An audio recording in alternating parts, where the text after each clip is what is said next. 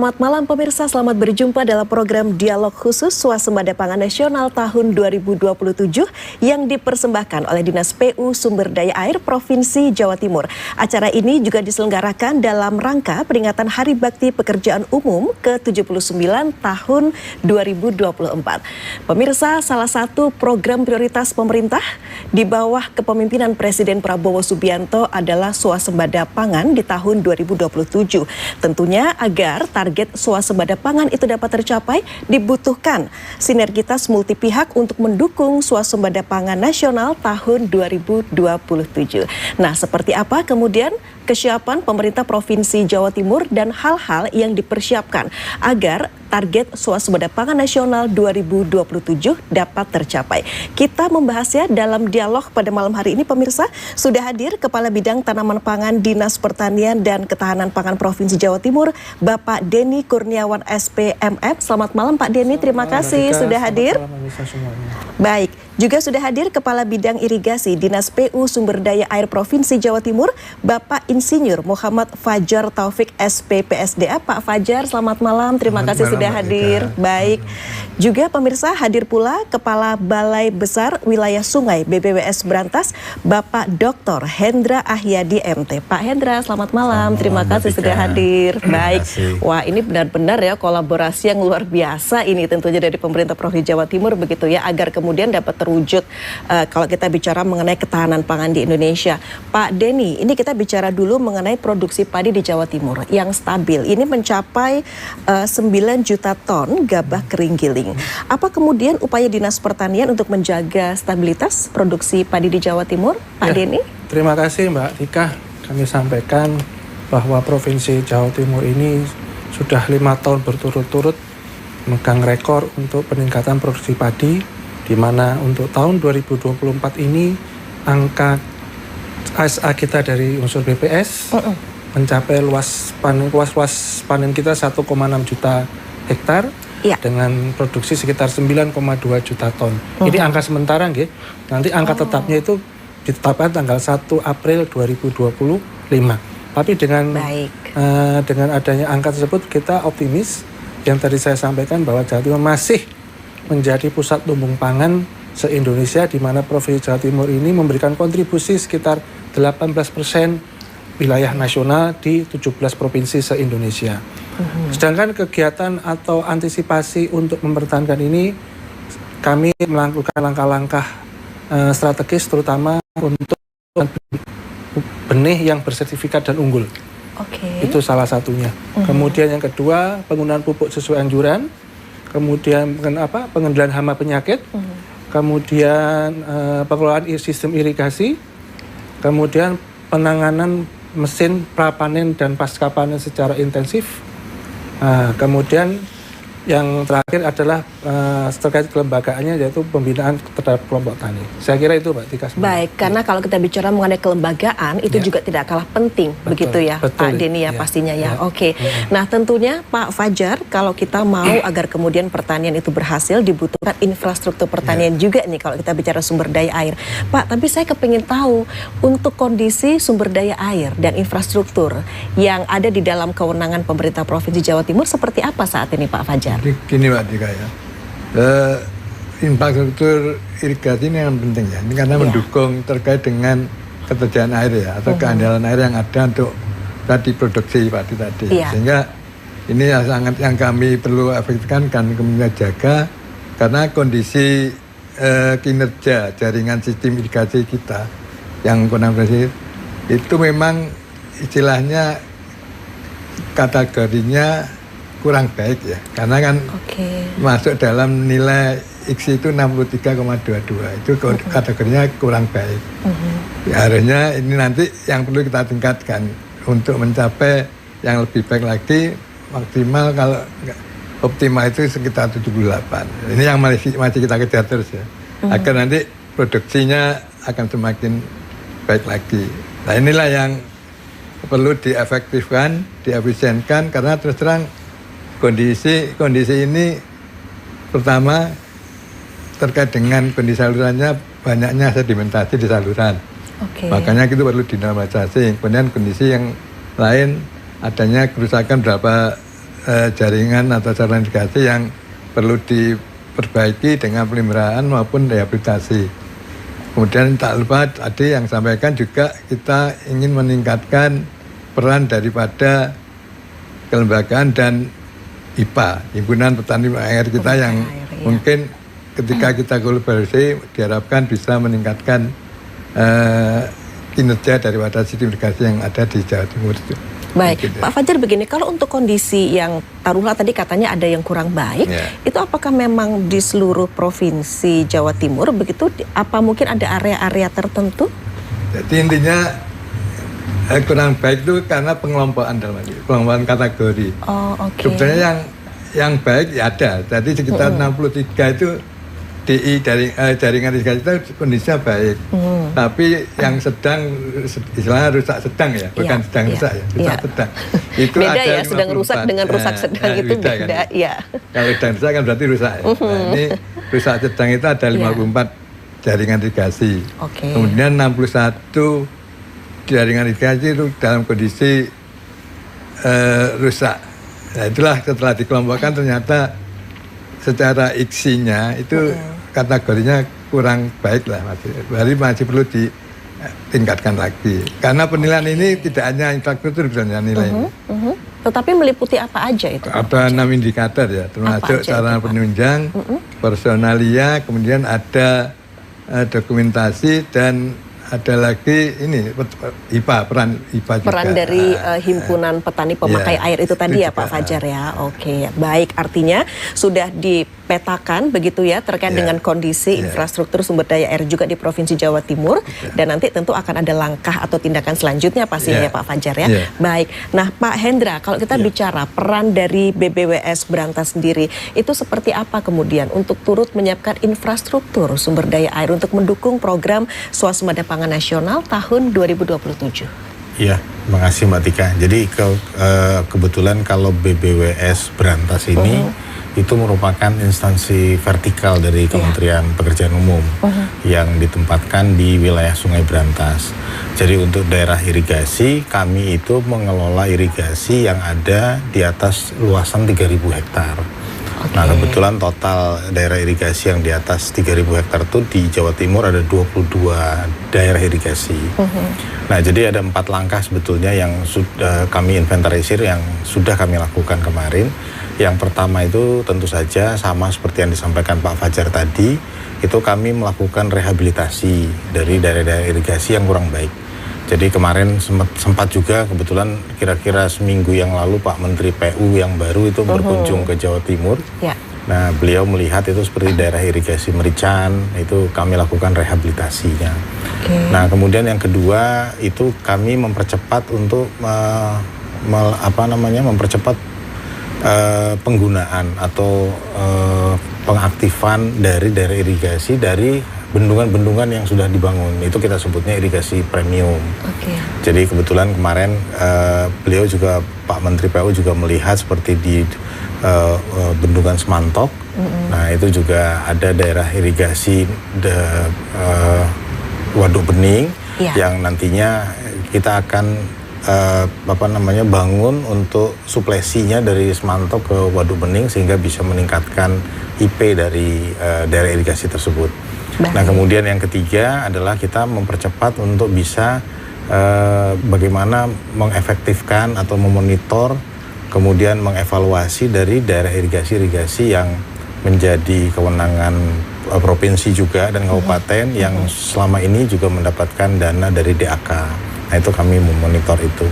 Yang terakhir yang juga kemarin kami tampilkan atau kami sampaikan juga kepada Bapak Menteri PU, itu kami mencoba untuk melakukan piloting terhadap modernisasi irigasi. Jadi modernisasi irigasi itu kami lakukan di daerah irigasi Siman. Nah, ternyata hasil modernisasi irigasi yang dalam hal ini irigasinya itu sudah dilakukan dengan digitalisasi. Jadi pintu-pintunya sudah otomatis dan kita bisa memonitor berapa air yang mengalir, terpakai berapa, itu bisa termonitor. Nah, dari pilot project yang kita lakukan di daerah irigasi Siman itu, IP-nya meningkat sampai 23%. Nah, ini baru 2 daerah irigasi di Indonesia yang kita lakukan ini. Satu di Citanduy itu di daerah Jawa Barat. Kemudian yang kedua daerah irigasi Siman di Jawa Timur. Baik. Itu 4 langkah yang kita lakukan. Iya. Kemudian terkait dengan hasil memonitor itu tadi, Pak Hendra, seperti apa kemudian hasil dari monitoring itu? Ya, jadi seberapa besar efektivitas dana untuk rehabilitasi yang juga sudah kami lakukan. Kemudian juga kebetulan ada teman-teman di provinsi yang sesuai kewenangannya melakukan rehabilitasi dengan dana DAK. Kemudian juga di kabupaten juga dengan dana DAK, itu juga kami lakukan monitoring untuk seberapa efektif rehabilitasi yang sudah dilakukan. Oke, baik. Dan hasilnya oke ya? Kabar gembira ya? So-so lah. Oke, ya baik.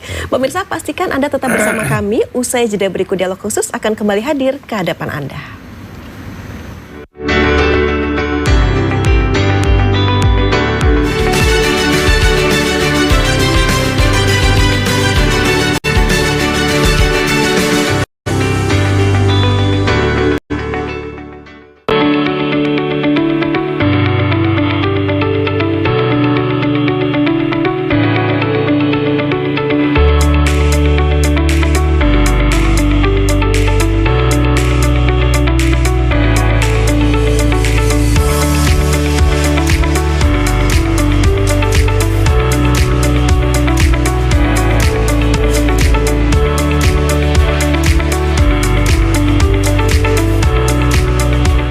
Tanggul dengan ketinggian 8 meter ini rusak akibat terjangan banjir lahar hujan Gunung Semeru. Penggerebekan kedua kalinya di Kampung Narkoba Jalan Kunti, Semambiru, Surabaya. Total seberat 1 kilogram dengan uang ratusan juta rupiah. Atap kelasnya ambruk saat jam pelajaran berlangsung pada Sabtu siang kemarin.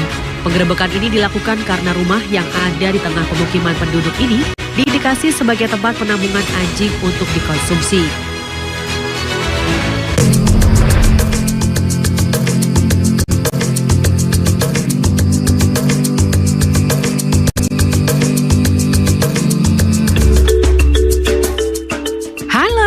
Pelakraan saiki yo ono nang pojok kampung dina Senin sampai Kemis.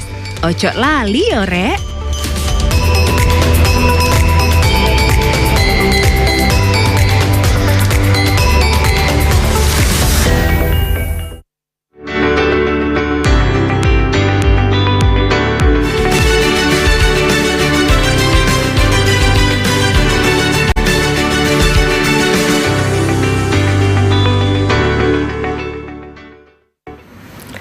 Ya pemirsa, kembali dalam program Dialog Khusus Swasembada Pangan Nasional tahun 2027 yang dipersembahkan oleh Dinas PU Sumber Daya Air Provinsi Jawa Timur. Kita membahas terkait dengan sinergitas multi pihak untuk mendukung Swasembada Pangan Nasional tahun 2027. Pak Fajar, tadi kita sudah mengetahui bagaimana kemudian BBWS Brantas sudah berikhtiar begitu ya untuk turut mempersiapkan infrastruktur sumber daya air. Kalau dari Dinas PU Sumber Daya Air Provinsi Jawa Timur sendiri, apa kemudian Pak yang sudah dipersiapkan Pak Fajar? Tadi sudah saya sampaikan bahwa kondisi jaringan kita kan kurang baik ya. Makanya sebenarnya yang perlu sekali itu istilah melaksanaan OP, operasi pemeliharaan jaringan. Operasi pemeliharaan jaringan. Kan ini OP ini tujuannya untuk menjaga keandalan daripada infrastruktur tadi. Kalau OP ini tidak berjalan, itu nanti berpengaruh terhadap kondisi jaringan. Makanya yang perlu kita utamakan adalah OP-nya, baik rutin maupun berkala. Kemudian itu baik menggunakan istilahnya gulungan anggaran yang ada ya. Anggaran kita masih terbatas lah. Itu yang harus di OP itu tetap harus dikendalikan atau dilaksanakan. Kemudian terus terang kita juga harus membuat skala prioritas. Dalam hal ini karena kan tentunya dengan skala prioritas ini nanti mana-mana saja yang harus diutamakan dengan kondisi-kondisi seperti tadi. Kita juga melaksanakan rehabilitasi jaringan baik melalui anggaran APBN maupun DAK. DAK tadi yang disampaikan Pak Hendra bahwa memang kita baik provinsi maupun kabupaten itu mendapat anggaran DAK. Sehingga dari situ kita akan melaksanakan sesuai dengan ketentuan yang sudah ada, kinerjanya di bawah 55. Itu yang syarat-syaratnya kan ada di situ. Makanya kita dari situ diharapkan dengan pelaksanaan rehab nanti diharapkan juga meningkatkan areal layanan padinya sehingga meningkatkan produktivitas daripada padi nanti ke depannya. Kemudian kita juga membangun pengendali banjir karena kan banjir ini ada yang berdampak terhadap irigasi ya. Itu juga harus diperhatikan, jangan sampai itu diabaikan ketika pada saat musim banjir dan pada saat ketika mau panen ternyata terdampak daripada banjir yang ada. Kemudian kita juga akan memaksimalkan tenaga OP yang ada. Terus terang tenaga OP kan juga kurang dari segi ketersediaan juga kurang, sehingga kita memaksimalkan yang ada supaya ini tadi kondisi jaringannya tidak akan mengalami sedimentasi yang akan berpengaruh terhadap aliran pembaikan air irigasinya itu tadi. Baik, untuk kemudian operasi pemeliharaan jaringan atau OP itu tadi kan memang dilakukan secara berkala ya? Itu memang ada yang rutin, ada yang berkala, tergantung dari jenis kondisi jaringannya tadi. Oh, seperti itu. Yang rutin itu harus rutin itu harus kalau secara keseluruhan memang harus rutin dilakukan karena ini terkait dengan kondisi jaringan nanti. Kalau OP ini tidak jalan, otomatis umur bangunan atau jaringan itu nanti akan lebih mudah rusaknya. Baik, itu makanya merupakan skala prioritas juga tentunya ya, Pak Fajar ya. Iya, skala prioritas. Karena terus terang, contohnya gini, ketika tidak dilakukan OP, ketika ada tumbuhan yang di sekitar jaringan itu kalau nggak dibersihkan, nanti berdampak akan merusak daripada bangunan atau jaringan.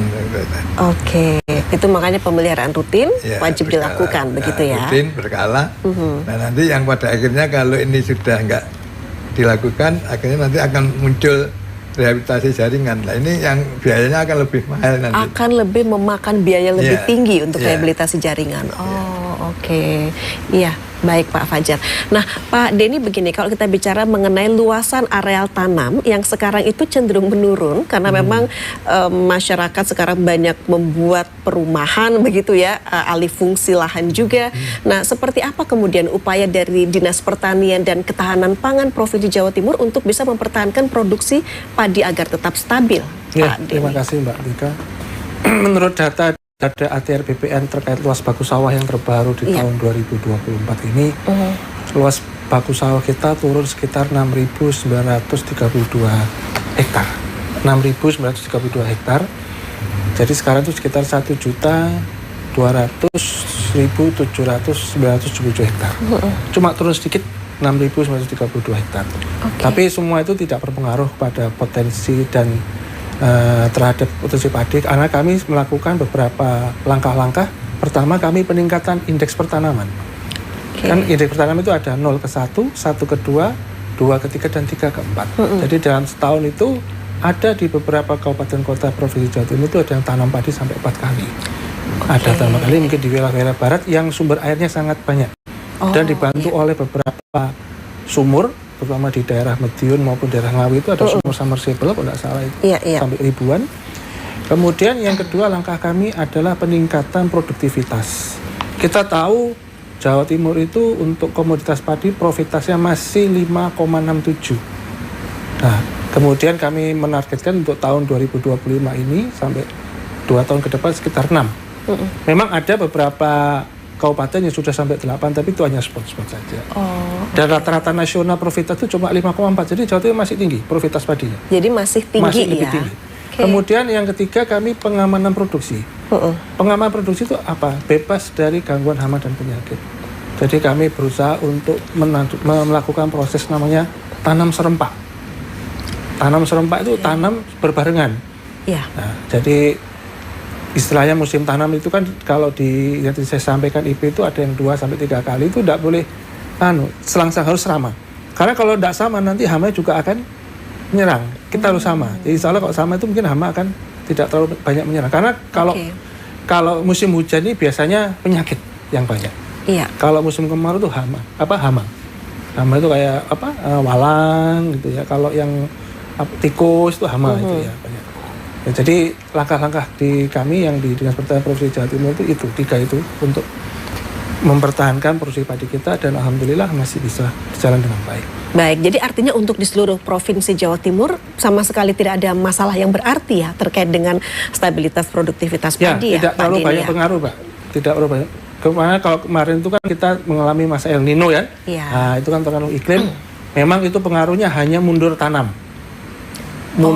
Tanam saja. Misalnya di bulan Oktober itu kita tanam, misalnya itu mundur 1 bulan sampai 2 bulan. Nah, jadi kalau padi itu kan 3 bulan baru panen, itu nanti mundur. Tapi kalau panennya, alhamdulillah masih kami menjaga daripada untuk Provinsi Jawa Timur sendiri. Saya kira itu. Baik, jadi artinya masih bisa berbarengan mereka tanamnya, kemudian panennya juga seperti itu ya. Alhamdulillah bisa Jawa Timur ini tidak terlalu banyak gangguan hama penyakitnya juga. Kalau puso pun karena kekeringan maupun kebanjiran tidak terlalu banyak. Oke, baik. Nah, pemirsa, pemerintah sudah membangun sejumlah waduk dan bendungan di Provinsi Jawa Timur. Seberapa besar kemudian waduk dan bendungan itu bisa benar-benar menjamin ketersediaan air di kawasan masing-masing? Tentunya masih akan kita bahas dalam dialog khusus. Tetaplah bersama kami. Kami akan kembali usai jeda pariwara berikut.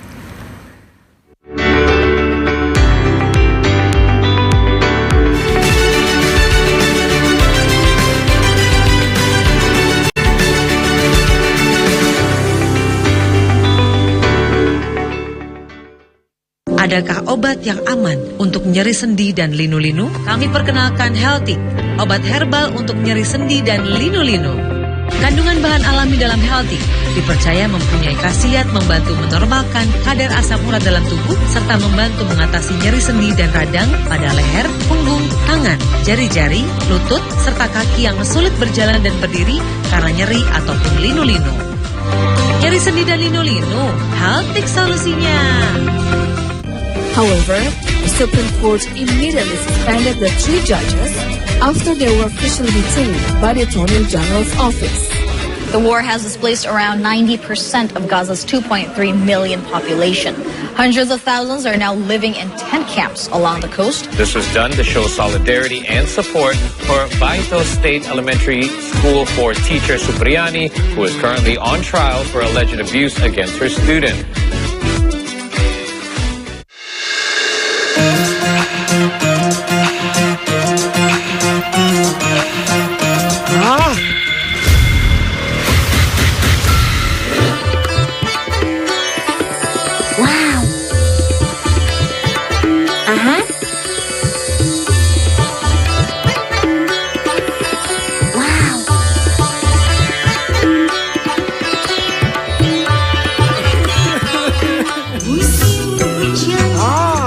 Mantap suaranya.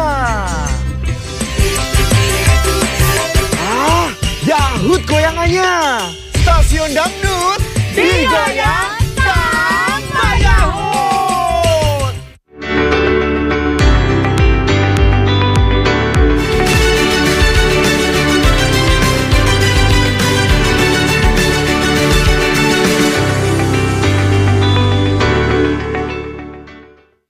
Pemirsa, saat ini Anda tengah menyaksikan program Dialog Khusus Swasembada Pangan Nasional tahun 2027 yang dipersembahkan oleh Dinas PU Sumber Daya Provinsi Jawa Timur. Ini juga diselenggarakan dalam rangka peringatan Hari Bakti Pekerjaan Umum ke-79 tahun 2024, pemirsa. Nah, Pak Hendra, seperti apa kemudian kalau kita bicara begini, pemerintah itu sudah berkomitmen membangun seluruh wilayah Indonesia, tidak terkecuali di Jawa Timur. Sejumlah waduk, bendungan itu sudah dibangun begitu. Itu kemudian benar-benar bisa menjamin ketersediaan air irigasi untuk masing-masing kawasan? Iya, jadi gini Mbak, bendungan itu adalah badannya, kemudian kita sebut waduk itu adalah tampungan airnya. Nah ini ibaratnya kalau kayak kita hidup itu, ini kayak seperti kita buka buku tabungan itu. Jadi kalau pada waktu buka tabungan itu pada saat dia air musim hujan, kan air itu melimpah itu. Pada waktu musim kemarau air yang melimpah itu yang kita tampung di musim hujan, kemudian baru kita alirkan. Sehingga tadi yang diharapkan oleh Pak Denny untuk IP itu bertambah itu bisa kita optimalkan. Nah, dari yang di Jawa Timur, kebetulan kami itu sekarang sudah membangun 4 bendungan. Iya. Kemudian ada 1 bendungan yang ongoing sedang terbangun itu di Trenggalek. Memang fungsi utama salah satunya adalah untuk ketahanan pangan, yaitu irigasi. Nah, dari 4 bendungan ini yang terbangun ini itu kita bisa menampung hampir 50 juta kubik air yang tertampung, yang bisa ditampung dari 4 bendungan yang sudah terbangun. Iya. Nah, dari 50 juta kubik air itu, nah itu kita harapkan itu ada peningkatan IP yang tadinya daerah irigasi yang ada di sekitar bendungan tersebut dari 150 tadi disebutkan itu meningkat menjadi hampir 250. Jadi IP-nya meningkat jadi 250. Nah, jadi ada peningkatan cukup signifikan dan luas tanam juga meningkat hampir 10.000 hektar dari daerah-daerah irigasi yang dipengaruhi oleh bendungan tersebut. Jadi memang bendungan-bendungan ini menurut kami merupakan langkah yang memang harus kita lakukan untuk dalam rangka untuk menambah ketahanan pangan itu sendiri. Baik, jadi memang benar-benar berkontribusi maksimal ya Pak Hendra pastinya ya. Sehingga pada waktu irigasi yang mendapatkan ketahanan air dari bendungan kita sebutnya irigasi premium. Oke, irigasi premium. Ya. Baik, nah Pak Denny begini, selain dari irigasi begitu ya untuk meningkatkan produksi padi, apakah memang ada cara-cara seperti misalnya ada pompa-pompa sibel begitu ya, yang ada di Ngawi, ada di Madiun, artinya menggunakan juga pompa-pompa? Ya, seperti salah satu faktor penentu keberhasilan produktivitas padi itu kan salah satunya ada ketersediaan air. Iya. Karena itu kalau tidak ada, tidak bisa. Nah, yang tadi disampaikan bahwa ketersediaan air irigasi di Provinsi Jawa Timur dengan didukung oleh 16 bendungan dan 11 waduk, saya kira itu sangat luar biasa buat kita. Walaupun kita ini sepertiganya dari Provinsi Jawa Barat untuk ketersediaan airnya. Nah, dengan adanya inovasi atau mungkin program yang dilaksanakan namanya sumur submersible yang menjurus ke listrik masuk sawah, itu secara otomatis sangat-sangat membantu Provinsi Jawa Timur. Walaupun itu hanya sampling di 2 kabupaten yang kami tahu di Madiun dan di Ngawi, itu dengan ribuan sumur, itu sangat membantu untuk peningkatan produktivitas padi. Jadi mereka itu bisa mungkin dalam suatu wilayah IP-nya bisa 3 kali, tanam setahun bisa 3 kali. Dan tidak semua wilayah Provinsi Jawa Timur bisa untuk tanam untuk mengadakan sumur submersible karena tergantung kontur tanahnya juga, atau mungkin ketersediaan air yang di dalamnya juga berpengaruh juga. Jadi pompa-pompa itu bukan sarana pendukung juga untuk untuk mencari ketersediaan air tersebut. Karena pompa sendiri kalau itu tidak ada sumber juga tidak bisa berfungsi. Ya, kemarin memang ada bantuan pompa kita luar biasa Jawa Timur ini yang digerojok oleh Kementerian Pertanian sampai 1000-an unit ke lebih. Dan itu sangat bermanfaat karena itu pompa itu ada di Brigade Kabupaten, Brigade Poktan, sama di Brigade TNI. Kebetulan kan kita kerjasama sama TNI juga. Oke, bekerjasama dengan TNI juga ya. TNI baik. Juga. Nah, jadi itu sangat membantu sekali. Jadi semua itu mendukung, semua gerak cepat untuk mengamankan produksi kita, terutama di Provinsi Jawa Timur. Pak Denny, seberapa besar produksi yang bisa dihasilkan dengan adanya pompa-pompa ini, Pak? Pompa ini sebagai contoh yang tadi saya contoh, semua kan cuma dapat pompa. Nah, kalau pompa yang saya sampaikan tadi kan sangat mendukung untuk ketersediaan produksi. Iya. Dan itu angkanya naik kemarin itu, yang angka KSA itu naik.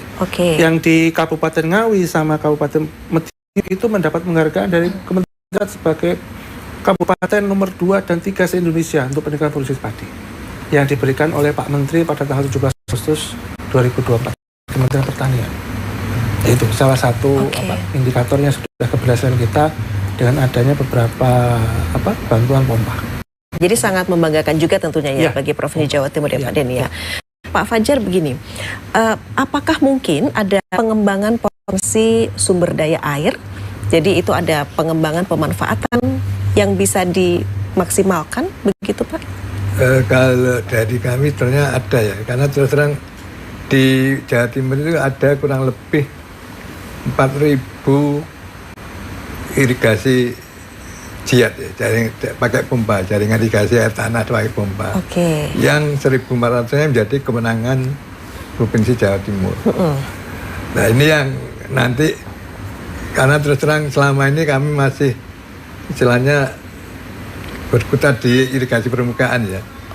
Agak JIAT ini agak tertinggal. Atau mungkin masih belum begitu dilirik begitu ya? Sudah ada, cuma kita belum mau kita inventarisasi lagi kondisinya seperti apa, sehingga apakah ada yang airnya masih tersedia atau mungkin kondisi airnya sudah nggak ada, sehingga kita perlu inventarisasi lagi dengan kondisi yang ada, sehingga diharapkan dari situ ini bisa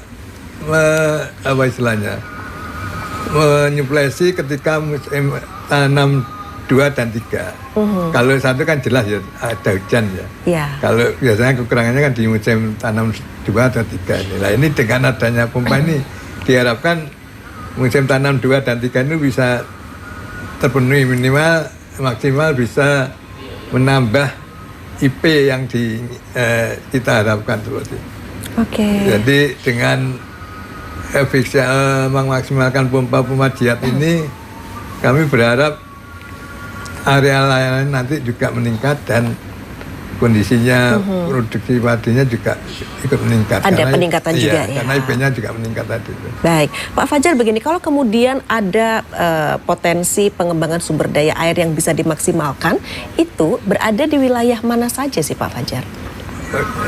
Kalau JIAT ini kan tersebar ya masalahnya.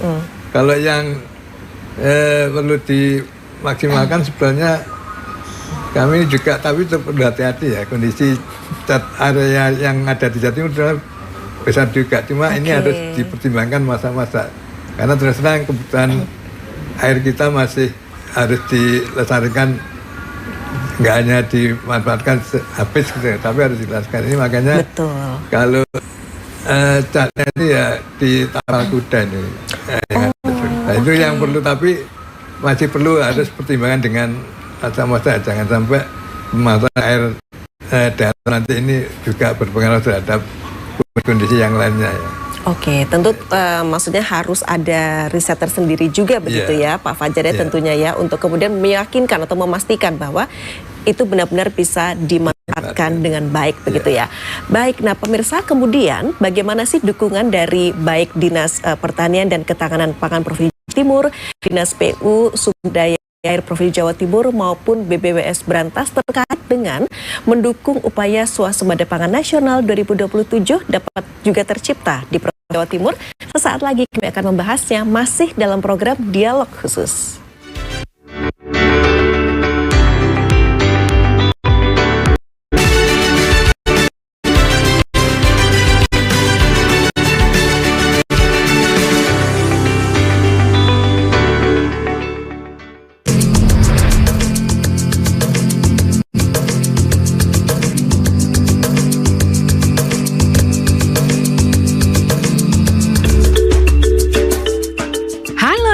Pelakraan saiki yo ono nang pojok kampung dina Senin sampai Kemis. Ojo lali yo rek.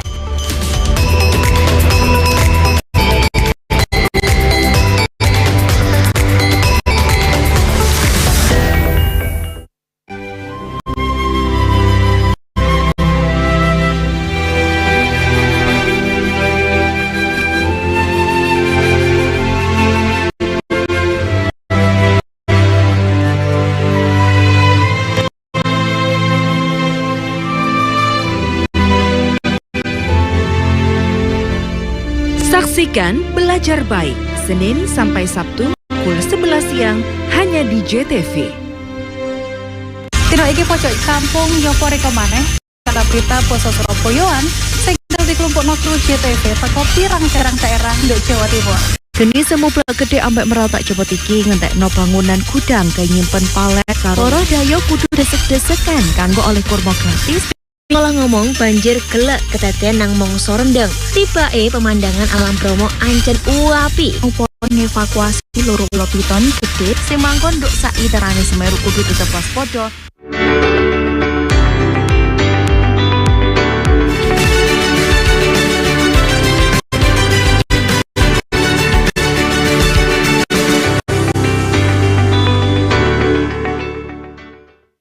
Terima kasih pemirsa dan masih untuk menyaksikan program Dialog Khusus Swasembada Pangan Nasional tahun 2027 yang dipersembahkan oleh Dinas PU Sumber Daya Air Provinsi Jawa Timur. Pak Hendra, kalau kita bicara mengenai peran dari BBWS Brantas sendiri, seperti apa ini untuk kita bicara sinergitas, begitu ya, itu sangat penting tentunya terkait dengan penyediaan air atau infrastruktur air untuk mendukung target swasembada pangan nasional 2027 dapat tercapai, seperti apa? Iya, jadi yang pertama kalau kita bicara sinergitas itu artinya ada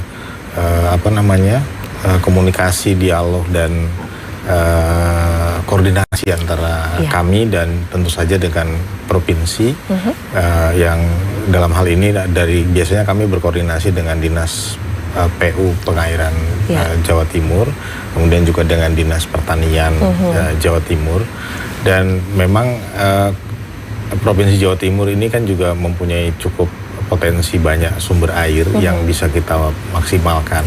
Jadi memang untuk bisa meningkatkan kapasitas kita dalam penyediaan air di Provinsi Jawa Timur ini, kami akan mencoba untuk bisa mempercepat program-program yang dalam hal tadi seperti misalnya rehabilitasi, irigasi yang menjadi kewenangan kami, kemudian juga mendorong juga bagaimana dana-dana DAK itu bisa didorong untuk bisa didapatkan, untuk bisa direhabilitasi menjadi kewenangan provinsi dan kabupaten.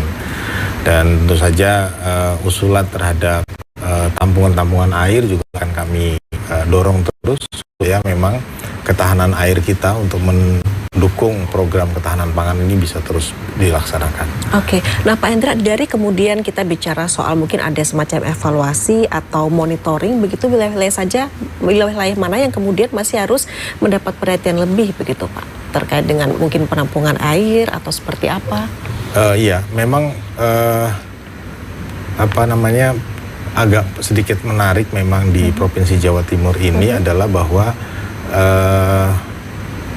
wilayah Sungai Brantas itu kan mengalir, dia seperti berputar itu dari bawah, dari Kabupaten Malang, kemudian mutar sampai ke Tulungagung, terus kemudian naik ke atas sampai ke Nganjuk, kemudian balik lagi sampai ke Surabaya, Sidoarjo dan itu. Nah memang di wilayah sekitaran Brantas itu sendiri itu saya kira masih banyak potensi yang bisa kita optimalkan untuk mendukung ketahanan pangan itu sendiri. Gitu. Memang salah satu bukan kendala sebetulnya, tadi saya cukup senang juga mendapatkan data dari Pak Denny bahwa tingkat alih fungsi lahan kita relatif kecil itu sebetulnya untuk itu. Karena memang Jawa Timur ini merupakan salah satu lumbung pangan nasional yang sangat signifikan menunjang dari ketahanan pangan nasional. Betul. Jadi artinya alih fungsi lahan kita di daerah Surabaya dan sekitarnya, kami juga punya daerah irigasi yang menjadi kewenangan pusat. Kita sebutnya daerah irigasi Delta Brantas. Itu ada juga di sana, dan itu yang coba kita pertahankan secara prodinya nanti. Baik, seperti itu ya. Artinya kalau kita melihat kondisi yang ada di Provinsi Jawa Timur ya Pak Hendra ya. Nah Pak Fajar, bagaimana ini kalau kemudian kita bicara mengenai dukungan dari Dinas PU Sumber Daya Air Provinsi Jawa Timur untuk mensupport program prioritas pemerintah? Jadi gini ya, kalau dukungan tadi kan sebetulnya kita ini baik dari BBS maupun pertanian maupun kita, jadi di wilayah Jawa Timur ini kan ada 2 wilayah sungai yang kewenangan pusat ya. Iya. Nah, di situ ada wilayah Sungai Brantas, dalam hal ini BBWS Brantas, kemudian ada wilayah sungai kewenangannya wilayah sungai Bengawan Solo yang kewenangannya dari BBWS Bengawan Solo. Iya. Kebetulan di sinilah dari kedua BBWS ini sudah dilakukan pembangunan tadi, waduk-waduk tadi yang istilahnya irigasi premium lah. Itu sudah akan menyuplai dari berapa DI yang baik di provinsi maupun kabupaten. Sehingga kita tentunya dalam ini sangat mendukung, terutama dalam hal menyiapkan mungkin seperti infrastruktur harus benar-benar maksimal yang berguna, sehingga kita harus mana yang perlu ditingkatkan atau direhab, mana yang harus di UP tadi yang benar-benar tinggal istilahnya jangan sampai lupa UP ini yang penting. Kemudian ada yang pentingnya sebenarnya ini tadi normalisasi saluran irigasi. Ini karena kondisinya beberapa banyak jaringan irigasi itu sudah harus dinormalisasi karena ini menghambat aliran air. Karena terus terang ini memang kerjaannya sebenarnya sederhana ya, tapi kalau tidak dilakukan nanti dampaknya ya dampaknya yang sangat signifikan. Oke, Pak Fajar, kemudian upaya untuk membangun sinergi multi pihak agar kemudian bisa mendukung swasembada pangan nasional 2027 dapat tercapai, seperti apa yang dilakukan oleh Dinas PU Sumber Daya Air Provinsi Jawa Timur, Pak Fajar? Sebenarnya kalau dari koordinasinya sudah sering dilakukan ya. Kemarin hari Senin kita sudah koordinasi dengan BPS Bengawan Solo. Dalam ini ya tadi menyampaikan program-program apa yang terkait dengan dukungan swasembada pangan, sehingga dari kegiatan yang kita rehab terhadap DI kita nanti akan dikalkulasi akan meningkatkan berapa IP-nya nanti dari berapa DI yang sudah kita lakukan. Baik. Kemudian tadi barusan juga sudah koordinasi dengan BPS Berantas. Ya, baik dengan pertanian tadi juga ada di pertanian juga itu memang tidak lepas karena terus terang jangan sampai ini ya istilahnya program ini salah dalam arti salah sasaran gitu. Kalau sasaran bisa malah menimbulkan masalah lain. Misalnya pengambilan airnya yang tidak pas. Iya. Karena tidak di air yang istilahnya apa? Air ini kan kadang tidak ada jaringan irigasi yang diairi. Kalau diambil kan juga akan berpengaruh terhadap kondisi yang lain. Nah, itu perlu kita koordinasikan mungkin diambilnya di sebelah mana. Baik, artinya mungkin ada ketentuan-ketentuan tersendiri yang harus dipatuhi, begitu ya. Salah satunya mungkin Pak Fajar ya. Oke, baik. Pak Denny, kalau dari Dinas Pertanian dan Ketahanan Pangan Provinsi Jawa Timur, seperti apa kemudian sampai saat ini selalu membangun komunikasi, kemudian sinergi kolaborasi dengan pihak-pihak yang terkait begitu agar kemudian dapat mewujudkan ketahanan pangan melalui swasembada pangan nasional 2027? Ya, terima kasih Mbak Tika. Kalau kita berbicara masalah sinergitas tentunya yang disampaikan Pak Presiden Prabowo tentunya dan diterjemahkan oleh Pak Menteri Pertanian tentunya sekarang itu Menteri Pertanian sangat gencar menjalin sinergitas. Yang pertama dengan tentara. TNI Angkatan Darat. Dengan TNI Angkatan Darat ya. Dalam rangka pengembangan produksi padi. Kemudian yang terakhir ini dengan pihak kepolisian. Oh, kepolisian juga. Untuk pengembangan lahan produktif tanam jagung dan P2L pengembangan pangan lestari. Kemudian dengan terutama tidak lepas dengan teman-teman dari Kementerian PU, SDA yang dalam hal ini mungkin bisa BPS maupun Dinas PU Pengairan. Karena pertanian sendiri itu dalam rangka mengembangkan swasembada pangan tidak bisa berjalan sendiri. Iya. Ya. Jadi mereka saling bersinergi mungkin terkait pupuknya dengan PIHC. Kemudian untuk penyaluran beras dengan Bulog. Nah, sekarang Kementerian Pertanian ini merangkul semua unsur-unsur semua yang terkait dengan swasembada pangan. Jadi kalau kita dikatakan sinergitas, kita istilahnya itu pertanian merangkul semua, dirangkul termasuk ATRBP yang terkait lahan yang tadi yang saya sampaikan. Oke, terkait dengan lahan. Kegiatan yang dilaksanakan secara utama untuk pengembangan 2027 itu tidak lain tidak bukan adalah intensifikasi. Intensifikasi ya pertama yaitu tadi yang saya sampaikan di awal, penggunaan benih bermutu dan bersertifikat itu sangat mendukung. Jadi benih yang bermutu bersertifikat itu sangat membantu kita untuk peningkatan produktivitas. Baik. Kemudian kedua pengelolaan sistem irigasi yang tadi disampaikan juga. Kemudian pengelolaan lahan pertanian. Kemudian pupuk sesuai anjuran. Kemudian penggunaan alat prapanen dan pasca panen secara masif. Ini kan mengarah ke modernisasi pertanian. Jadi kalau kita mau tanam itu ada alat namanya transplanter. Alat tanam pakai yang itu. Bukan manual lagi. Kalau kita mau panen tidak pakai sapi lagi, pakai combine harvester. Itu mengurangi susut hasil dan itu sangat membantu kita. Kemudian jika sekarang kita juga ada namanya program hilirisasi.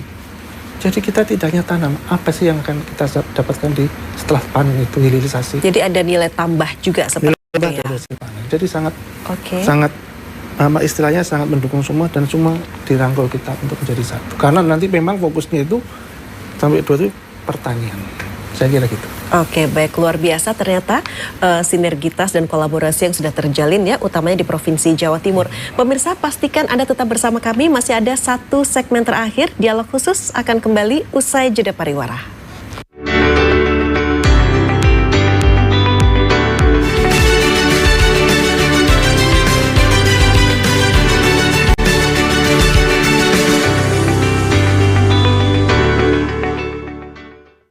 Tanggul dengan ketinggian 8 meter ini rusak akibat terjangan banjir lahar hujan Gunung Semeru. Penggerebekan kedua kalinya di Kampung Narkoba Jalan Kunti Semambiru, Surabaya. Total seberat 1 kilogram dengan uang ratusan juta rupiah. Atap kelasnya ambruk saat jam pelajaran berlangsung pada Sabtu siang kemarin. Penggerebekan ini dilakukan karena rumah yang ada di tengah pemukiman penduduk ini diindikasi sebagai tempat penampungan anjing untuk dikonsumsi. Bastian ini terus melaju hingga akhirnya rider Ducati Pramac ini finish di posisi pertama. Pembalap McLaren Lando Norris mendominasi balapan sejak mulai start hingga finish. Jojo terus menjauh hingga akhirnya menggilas lawannya tersebut di angka 21-12.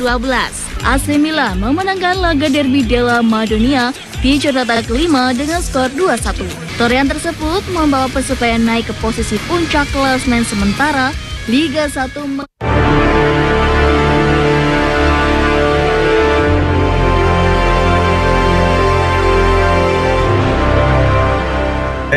Cindy.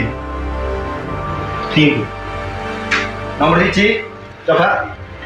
Saiki wayahe lur. Oh, nomor loro. Yuk, nonton pojok kampung. Oke, nomor 3. Beritane wong Jawa Timur.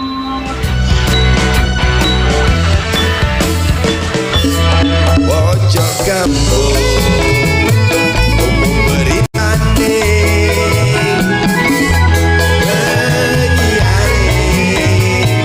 yo ayu rupane.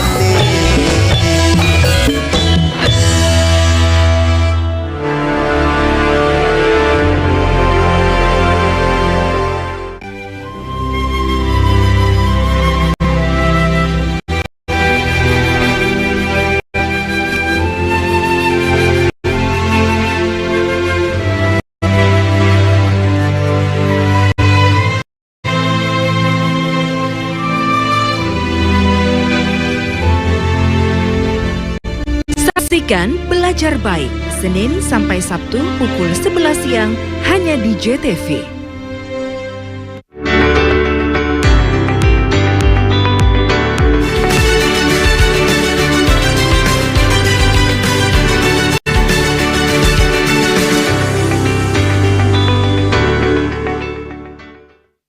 Ya pemirsa, kembali dalam dialog khusus Swasembada Pangan Nasional tahun 2027 yang dipersembahkan oleh Dinas PU Sumber Daya Air Provinsi Jawa Timur. Nah Pak Denny, kalau tadi kita sudah mengetahui luar biasanya begitu ya komitmen untuk mendukung Swasembada Pangan Nasional 2027 untuk mencapai Indonesia itu bisa mencapai ketahanan pangan begitu ya. Apa sih kemudian Pak harapannya terkait dengan sinergi multi pihak yang ada di Jawa Timur, utamanya kepada teman-teman petani ini ya? Ya. Terima kasih Mbak Tika. Harapan kami tentunya ini program harus kita dukung sampai selesai. Dan juga program ini memberikan manfaat yang besar sangat pada petani kita. Karena apapun istilahnya petani pun bantu tidak bantu dia akan tetap tanam. Tapi bagaimana caranya kita bisa memberikan informasi, edukasi, vokasi kepada mereka. Ya. Jadi program ketahanan pangan ini merupakan pekerjaan besar kita di 3 tahun ke depan. Tapi dengan Provinsi Jawa Timur, dengan kekuatan potensi yang ada, saya kira dan saya harapkan semua itu bisa berjalan dengan baik dengan sinergitas yang tadi saya sampaikan, dukungan pihak-pihak di luar pertanian yang mendukung pertanian. Tentunya ini akan menjadi program yang sangat bagus. Karena bicara pertanian tentunya kita tidak hanya bicara masalah padi saja. Karena pertanian itu ada 4 subsektor. Ada tanaman pangan, tanaman hortikultura, ada perkebunan dan peternakan. Peternakan termasuk? Ya, salah satu pertanian. Oke. Kalau ketahanan pangan itu bagaimana cara kita mempertahankan pangan itu di suatu wilayah. Itu terkait dengan cadangan pangan, diversifikasi dan sebagainya. Nah, jadi kalau bicara pertanian tentunya kita tidak bisa melakukan 4 faktor ini. Ini saling keterkaitan. Apalagi program pemerintah tahun depan swasembada pangan itu tidak hanya di padi, tentunya juga ada di telur, susu, daging untuk makan bergizi. Saya kira begitu. Hanya ada di peternakan. Dan semua ini sangkut paut dengan petani. Saya harap nanti petani bisa kalau sekarang kan petani itu juga punya lahan 0,2. Saya harap nanti kedepannya bisa menambah luasan arealnya, tentunya dengan edukasi dan vokasi dari kita. Dan memang semua itu sangat satu keterpaduan, baik pusat, daerah, dalam hal ini provinsi maupun kabupaten. Karena yang punya wilayah, punya tanah, punya sawah itu kabupaten. Nah, tentunya kita ini harus bisa bersinergi antara pemangku-pemangku wilayah yang ada di Provinsi Jawa Timur. Saya kira itu Mbak Tika, harapan kami. Terima kasih. Baik, terima kasih Bapak Denny Kurniawan SPMM. Pak Hendra, bagaimana kemudian harapan dari BBWS Brantas ini terkait dengan pemanfaatan air irigasi di Jawa Timur kepada teman-teman petani? Iya, kalau korelasi kami di pertanian atau di ketahanan pangan untuk ini adalah dari sektor airnya sebetulnya.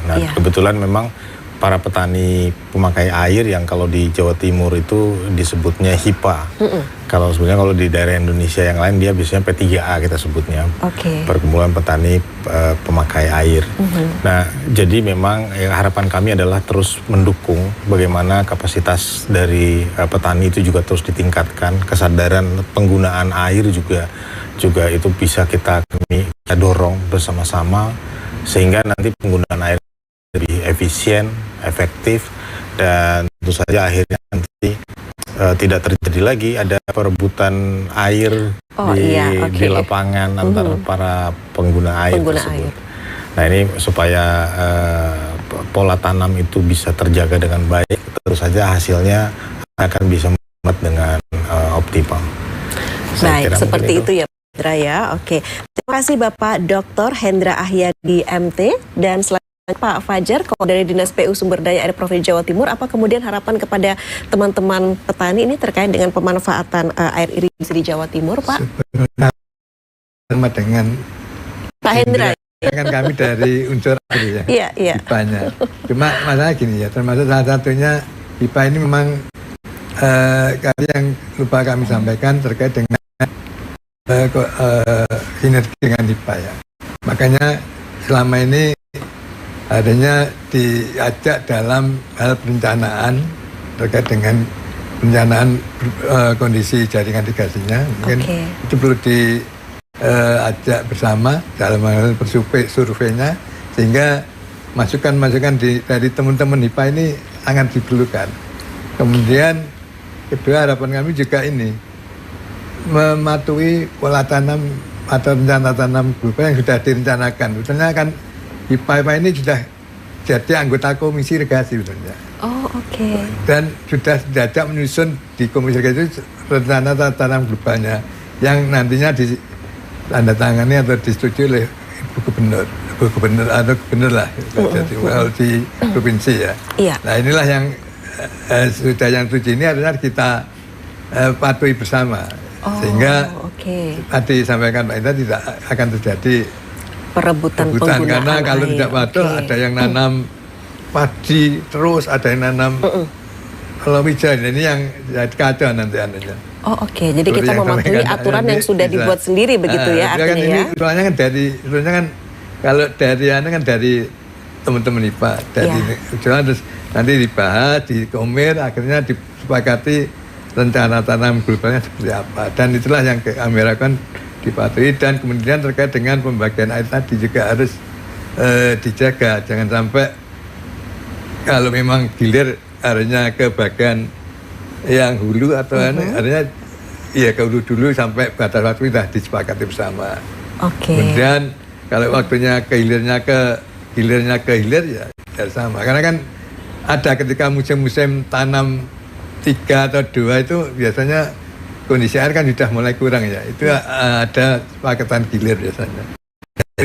Makanya pembagian air juga harus diperhatikan begitu ya. Baik. Jangan sampai terjadi konflik-konflik seperti yang terjadi sekarang ini. Kemudian juga terkait dengan pengambilan pengalihan air yang ada di jaringan irigasi. Iya. Itu juga perlu ditata lah. Karena kan kadang ada yang ngambilnya sampai 24.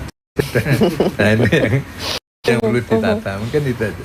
Baik, jadi artinya kita sama-sama memiliki kewajiban untuk mematuhi ketentuan-ketentuan yang sudah disepakati bersama begitu ya, agar kemudian bisa mewujudkan swasembada pangan nasional di tahun 2027. Terima kasih Bapak Insinyur Muhammad Fajar Taufik SBPSDA. Bapak-bapak terima kasih, sehat selalu semuanya. Iya, pemirsa, sampai di sini kebersamaan kita dalam program Dialog Khusus Swasembada Pangan Nasional tahun 2027 yang dipersembahkan oleh Dinas PU Sumber Daya Air Provinsi Jawa Timur, di mana digelar juga ini dalam rangka peringatan Hari Bakti Pekerjaan Umum ke-79 tahun 2024. Terima kasih pemirsa atas kebersamaan Anda bersama kami selama hampir 1 jam ini. Saya Mustika Ratna, selamat malam, sampai jumpa.